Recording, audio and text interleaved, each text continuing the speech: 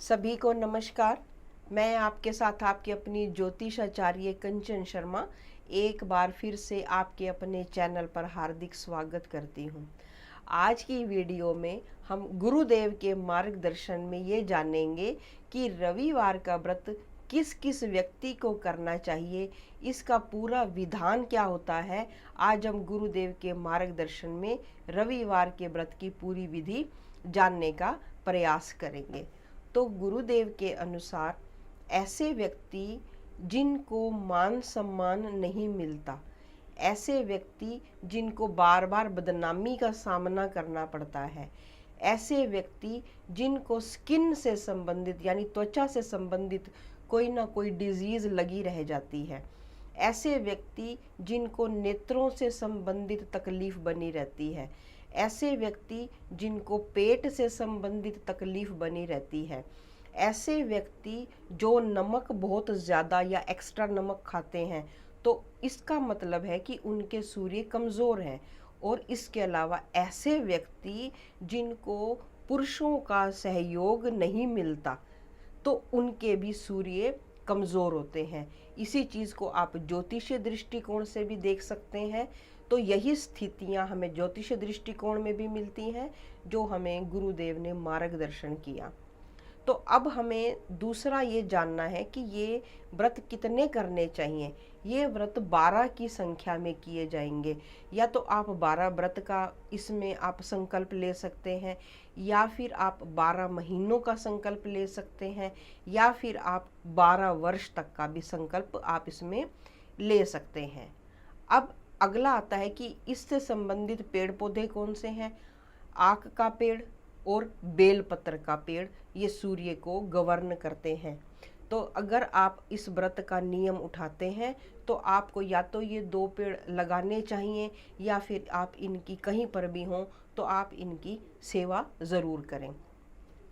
अब बात आती है कि अब हमें इस व्रत को करना किस प्रकार से, विधान क्या होगा। हम गुरुदेव से इस चीज़ की प्रार्थना करते हैं कि हमें इसके विधान के बारे में बताएं। अब गुरुदेव के अनुसार अगर आप इस व्रत को करने का संकल्प लेते हैं तो सबसे पहले आप ब्रह्म मुहूर्त में उठेंगे, यानी सूर्य उगने से 90 मिनट पहले आपको उठ जाना है। उठने के बाद अपनी नित्य क्रिया करने के बाद आपको सूर्य के सामने आके यानी पूर्व दिशा में अपना मुंह करते हुए हाथ में गंगा जल लेना है। और अक्षत, अक्षत का मतलब टूटे हुए चावल ना हो, साबुत चावल है। और कोई भी लाल फूल यानी गुड़हल का भी हो सकता है, गुलाब का भी हो सकता है, आप वो लेंगे और सूर्य भगवान के सामने आप खड़े होकर प्रार्थना करेंगे। आप उनको बैठकर भी कर सकते हैं। अगर आपके पास लाल आसन है तो आप नीचे लाल आसन बिछा लें, पूर्व दिशा की ओर अपना मुंह करें और मुंह करके आप उनसे प्रार्थना करें कि हे अदिति पुत्र, हे सूर्य नारायण भगवान, आज से मैं, यानी अपना नाम लें, अपना गोत्र लें, अपना जन्म स्थान बताएं उनको, और आप उनको बताएं कि हे परमपिता, आज से मैं आपके इतने रविवार के व्रत का संकल्प ले रहा हूँ, तो आप मेरी हर प्रकार से मदद करें। अब आप 3 बार कम से कम ये बोलें। वो संकल्प करने के बाद अब आप उसको ज़मीन में छोड़ दें, और ज़मीन में छोड़ने के बाद अब आप उनसे प्रार्थना करके अब आप खड़े हो जाएं। अब ये हो गया अब आपका संकल्प। इसके साथ अब आपने आदित्य हृदय स्तोत्र का जाप करना है, और आपने तांबे के लोटे में अक्षत, लाल पुष्प और लाल चंदन ये डालना है, और उस लोटे के ऊपर आपने एक कलावा भी लपेट देना है। और अब आपने सूर्य भगवान को जल चढ़ाना है। इनके जो मंत्र हैं, जो बीज मंत्र आपको आते हो आप वो भी कर सकते हैं।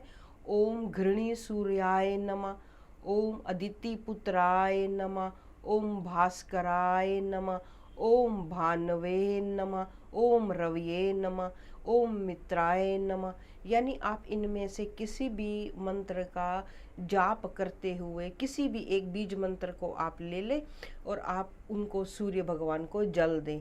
और जल जब आप देंगे तो अपने सिर से जितना ऊंचा आपका हाथ जा सकता है उतना ऊंचा करें, और उस धार में से आप सूर्य भगवान के दर्शन करें। ध्यान ये रहे कि आपकी जो पानी की धार है, जब आप उनको अर्घ चढ़ाते हैं तो वो आपकी पानी की धार टूटनी नहीं चाहिए, यानी नॉन स्टॉप आप वो जल दें। और एक चीज़ ध्यान क्या रखनी है कि वो जल के छींटे आपके ऊपर ना आए, आपके पैरों के ऊपर ना आए। तो इसके लिए आप चाहें तो अपने सामने कोई गमला वगैरह भी रख सकते हैं, या कोई भी बड़ा बर्तन भी आप रख कर सूर्य भगवान को आप जल दे सकते हैं। ये हो गया एक विधान कि आपने पूजा किस प्रकार से करनी है। अब आपने इसके बाद आदित्य हृदय स्तोत्र का भी जाप किया, और सबसे ज़्यादा ज़रूरी होते सूर्य भगवान को गायत्री मंत्र के अधिष्ठात्रा कहे गए हैं, तो इसलिए आपको गायत्री मंत्र का जाप अवश्य करना चाहिए। चाहे आप 21 करें, 31 करें, 51, या फिर आप एक माला भी करना चाहें तो आप करें, परंतु वहीं पर बैठकर आप ध्यान से करें। इसके बाद अब आपने पूरा दिन मानसिक रूप से सूर्य नारायण के मंत्र के जाप चलते रहें। और जितना अगर आप मौन व्रत धारण कर सकते हैं तो सबसे बेस्ट है, सबसे उत्तम है कि अगर आप मौन व्रत धारण कर लेते हैं तो। अब इसके बाद आती है कि हमें उनको दान में क्या करना है, हमने खुद व्रत किस प्रकार से खोलना है।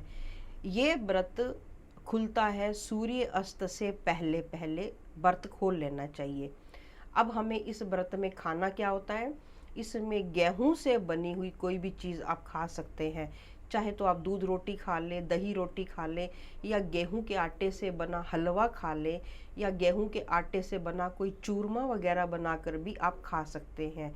यानी कहने का अर्थ ये है, इसमें तेल या तेल से बनी हुई कोई भी चीज़ें और नमक, यानी तला भुना हुआ और तेलीय जितनी भी चीज़ें हैं, आपको इनका त्याग करना होता है। तो और इसके साथ हमें वस्त्रों का चुनाव भी बड़े ध्यान से करना चाहिए। इस व्रत में हमें जो वस्त्र पहनने होंगे, ऑरेंज कलर के वस्त्रों का चुनाव कर सकते हैं, लाल रंग के वस्त्रों का चुनाव कर सकते हैं, और सफ़ेद रंग के वस्त्रों का चुनाव कर सकते हैं। और आपके माथे पर पूरा दिन जो है तिलक जरूर रहना चाहिए, रोली और चावल का तिलक जरूर रहना चाहिए।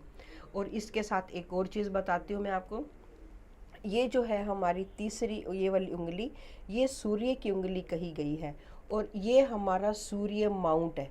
तो जब आप ये व्रत करते हैं तो यहाँ पर आप ऑरेंज कलर से, अगर ऑरेंज पेन है या ऑरेंज कलर का आपके पास सिंदूर है जो हनुमान जी को चढ़ता है, तो आप यहाँ पर 1 लिख दें। तो ये भी जो है आपके सूर्य माउंट को मजबूत करता है। तो आप इस प्रकार से सूर्य व्रत का, रविवार के व्रत का पूरा विधान इस प्रकार से है। अब आपने जितने भी संकल्प किए थे उसके पूरे होने के बाद इसका उद्यापन भी करना ज़रूरी है। उद्यापन करने के बाद, उद्यापन में ये होगा, आपको घर में यज्ञ ज़रूर करवाना चाहिए, और जो भी सुयोग्य ब्राह्मण आता है आप उसको गेहूं से बनी चीज़ों को दान भी करें और उनको भोजन भी करवाएं, और लाल वस्त्र उनको भेंट भी ज़रूर करें, दक्षिणा भी उनको ज़रूर दें। तो ये थी रविवार के व्रत के बारे में पूर्ण जानकारी।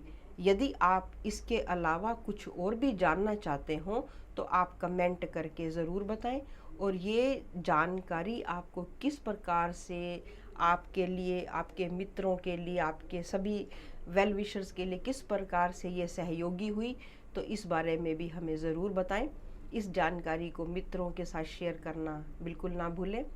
फिर मिलेंगे एक और नई वीडियो के साथ, नई जानकारी के साथ। नमस्कार।